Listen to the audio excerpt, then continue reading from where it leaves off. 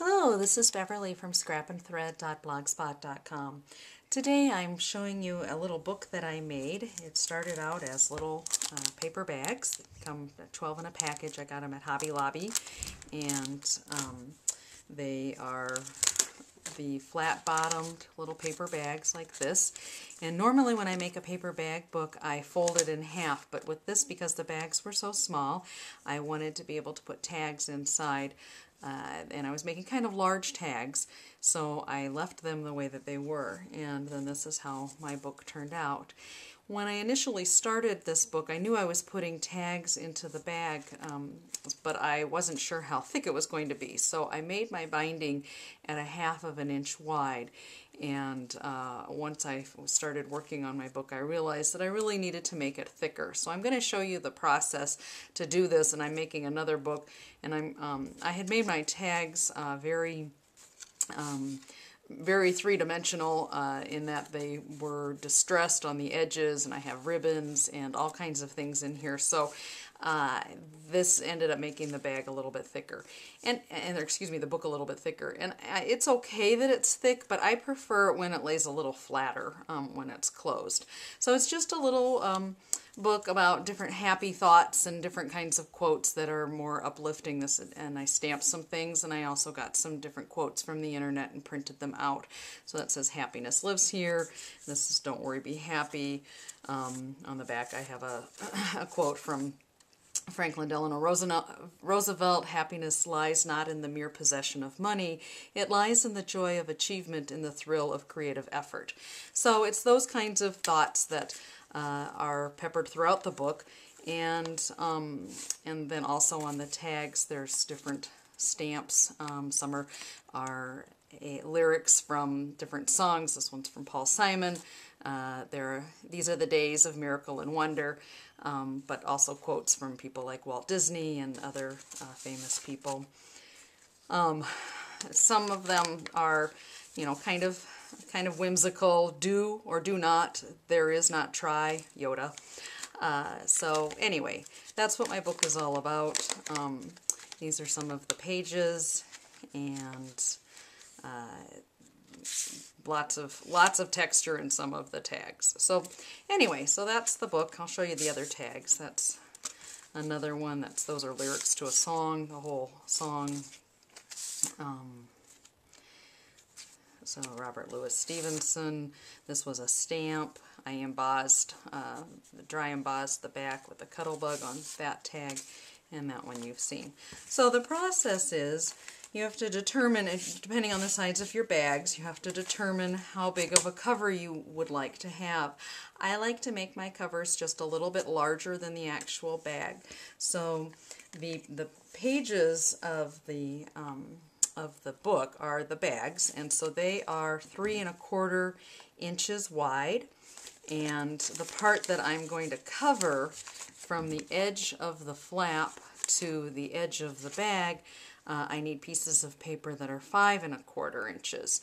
So the way that I make my pages, and I always start with my pages first so I can see how big my book is that I glue all of the pages together, or bind it however it is that I'm going to bind it. And in this case I decided to glue it. I'm using 3-in-1 glue, and I'm only gluing the flaps at this point, and I've chosen 6 bags, 6 pages, so it's 6 bags, so that means that they'll be double-sided, and then I'll have tags inside. So it really gives me 12 actual pages and 12 tags, or excuse me, 12 sides of tags to work with. And that gives me a lot of surface for my different quotes.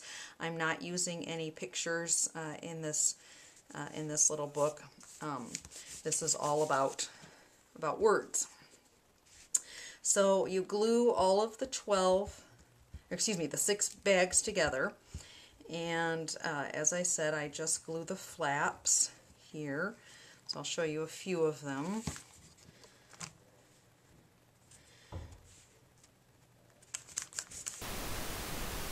I'm going to speed the video up just a little bit so you don't need to watch it in real time, save you a little bit of time in viewing this.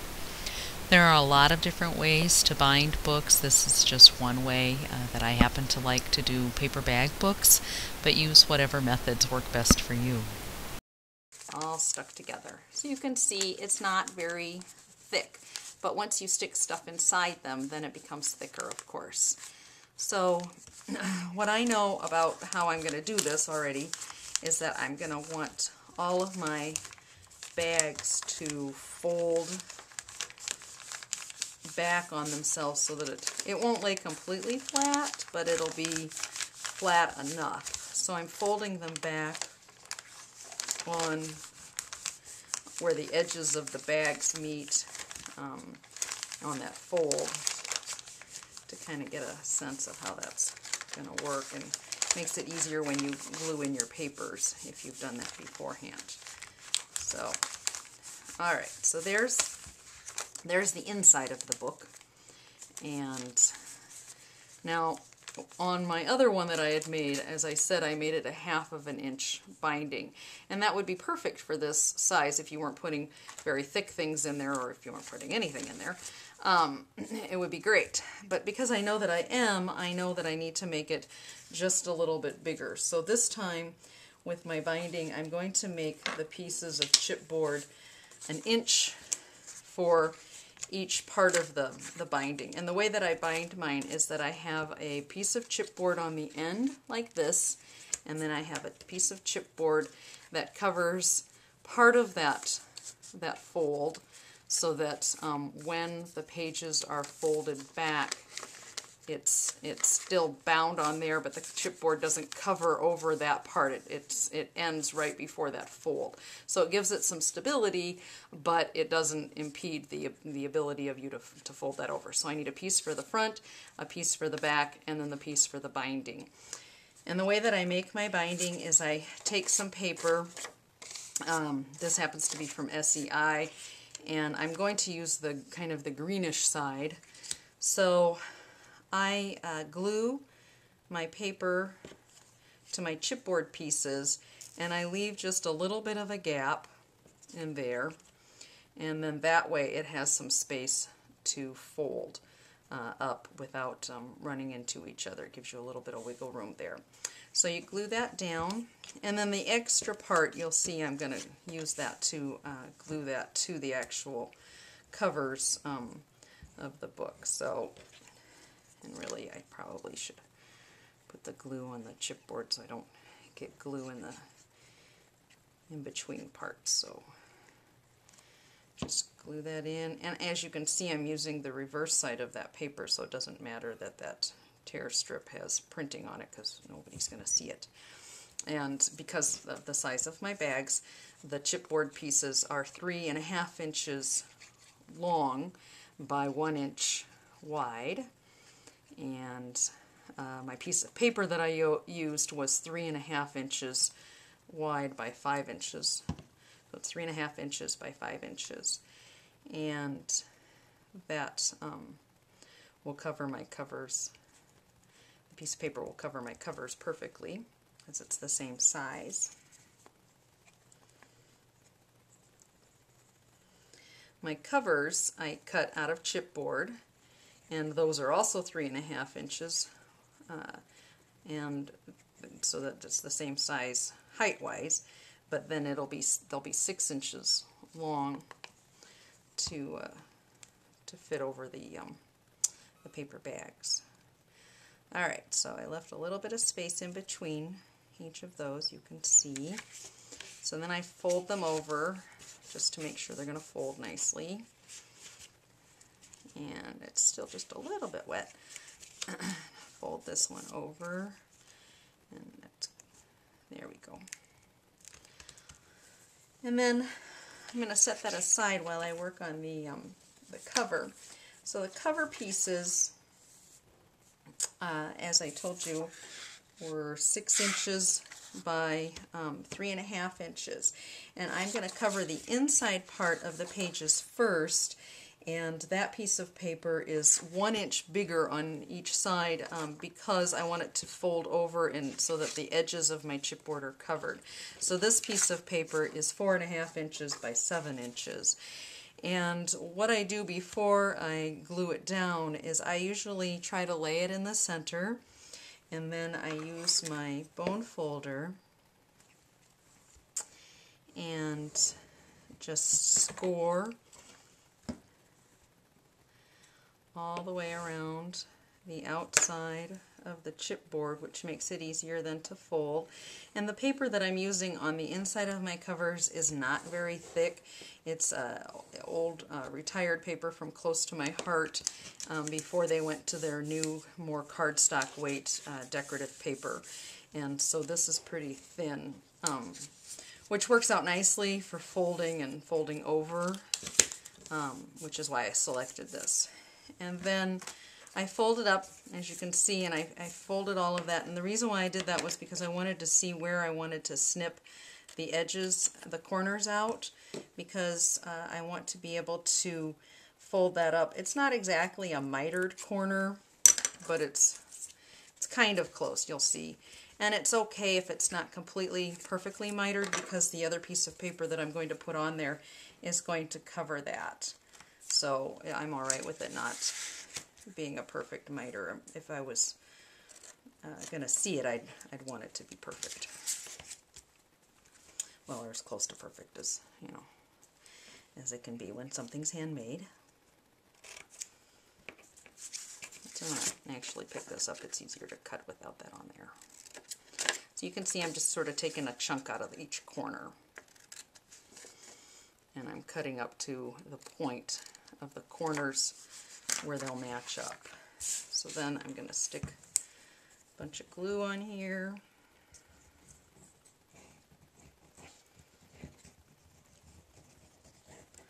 This glue I've been using for a little bit, I haven't used it for too long, and so I don't know how it holds up over time.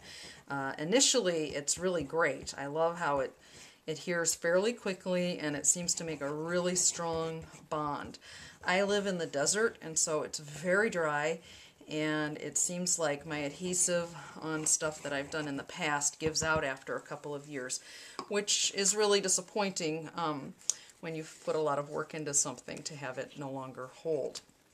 And then of course the other issue is that the more something is handled, the stronger your adhesive needs to be. So I'm putting this out on my coffee table in my family room with I have a big basket of mini books of different photographs and little photo albums and things, and some little inspirational type books that I've made in the past. So then what will happen with the covers is I'm going to cover it with another piece of paper. This happens to be cardstock. This one's from, these both are from SEI. One's double-sided and one's not. And I distress the edges. But before I can put that on, I'm going to glue my binding part to my covers.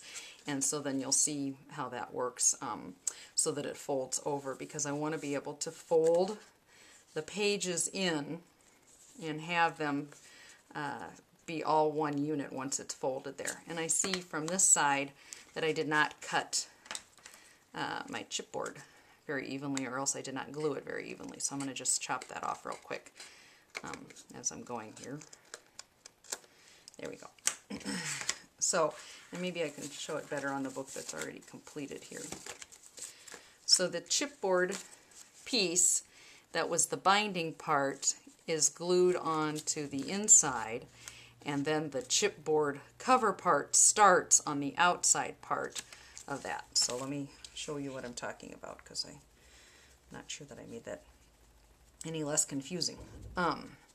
Oh, and actually, before I even do that, I need to glue my book insides onto this. And so this is going to have to dry for a little bit. So I'm going to put oodles of glue on here. And actually, I guess I could do the covers first and then do the inside. I just happen to like, I guess, sticking the inside parts in first, so I know that where I'm going with everything. I'm kind of a linear thinker in that way, and it's okay to change things around, but if you know it works, then I prefer to go with that. Alright, so I'm going to stick that in the middle, pretty much in the middle, and I need it to stick fairly well, because what's going to happen is once it's all puffed up, it's not puffed up with labels and papers and tags and stuff, it's not going to be so flat. And I need that to stay on there.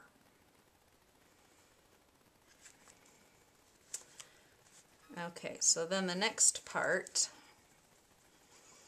is I'm going to put glue on this chipboard here.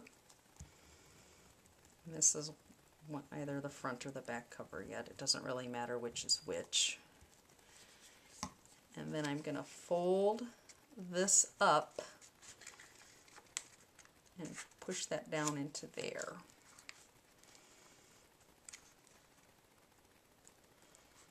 There we go. And hold that a little bit. And you'll see that this flap of paper is not glued onto the bag yet.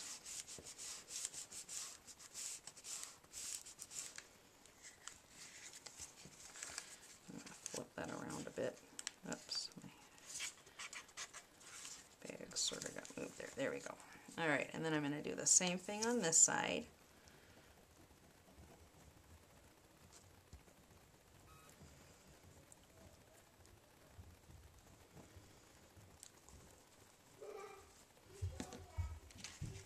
And I'm going to fold that up to that 1-inch section. Okay, and then I'm going to not make you sit here and wait with me while this dries. I could put a clothespin on it, and maybe I will do that. So I will come back when this is all dry. Okay, so I'm going to glue this inside flap of my cover onto the inside part of the bag there, and then fold this down on top of it so that it's like this. This is the inside part. I'll put another little piece of paper here as I'm decorating the inside of the bag. And then I can take my outside piece and decide, doesn't matter which side I choose, and glue that down on top of this flap. So I'm going to put some glue here just to make sure that's all down. I'll put the rest of the glue on here.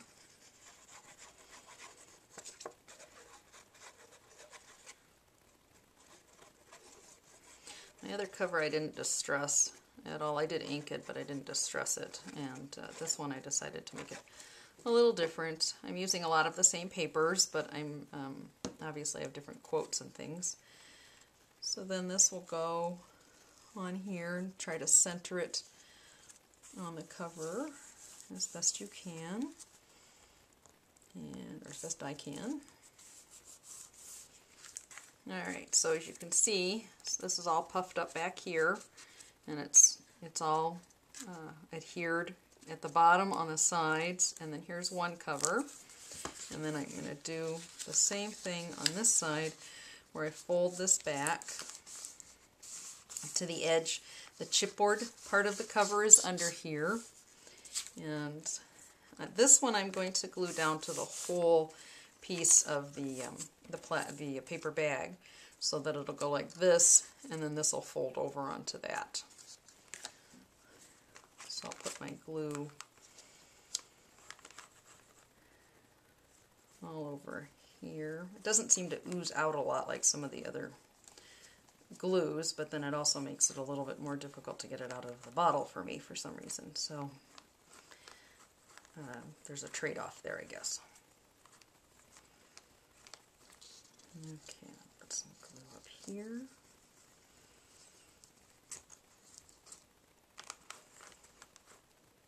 All right.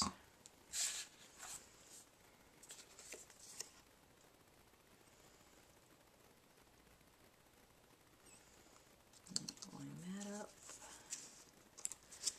Line that up. So that's glued down like that. So this will be a spot for a tag to go in there. And then on this one, put the glue here.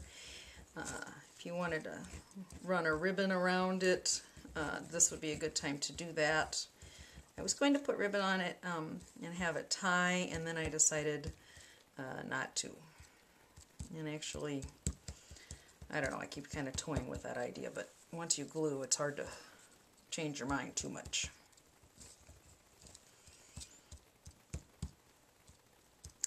But you know what, as I sit here and think about it, I think I am going to stick a piece of ribbon in there to tie around on the front. So this will be my back cover, I now just decided, because I hadn't quite decided yet. I'm going to grab a piece of ribbon real quick and put that on there. Okay, so I got my ribbon. Wasn't sure exactly what size ribbon I wanted or needed, so I just grabbed a piece that it's probably long enough. Alright, so I'm going to put some extra glue there for the ribbon. Lay this down on top of it. I'm going to put a little bit more adhesive. I just don't like things coming unstuck. So, kind of put lots and lots of adhesive on. I will ink up the edges of my covers, but I didn't want to do the individual pieces with the inking. I wanted to ink them once they were all put together. Alright, so now when this is done, I'll be able to tie a nice little bow here and stuff. I have some letters that I stamped. This is a stamp set I used. It's called Bohemian or Bohemia. It's from Close to My Heart. And I did what was called two-tone stamping. I used smoothie and blush ink. So it's kind of subtle, but the darker ink is at the bottom and the lighter ink is at the top. I have a couple of doilies that I spritzed with, this one was the chalkboard from the Tattered Angels. This one was the Ranger Perfect Pearls. I think it's called Gumball or Hot Gumball or something. So I was going to try them out. I always audition things to see, you know, what I like first. I'm probably going to go with the green just because it sort of matches that green a little bit. My letters, hopefully, should spell out happy. So I'm going to decorate those up. I'm going to do all the pages on the insides, make all my tags, and I'll show you what it looks like when it's all done. Okay, so here is the book all finished, and this is really more for decoration. It doesn't hold the book closed or anything. But anyway, I just decorated it a little bit more, put on some buttons. This was a Heidi Swap sequin heart, I think. Quote on the front says, "It's never too late to have a happy childhood." And here are some of the pages that I put together for that, with the tags. Different, once again, it's just like the other one with different quotes, and lots of different kinds of tags and different fasteners and whatnot.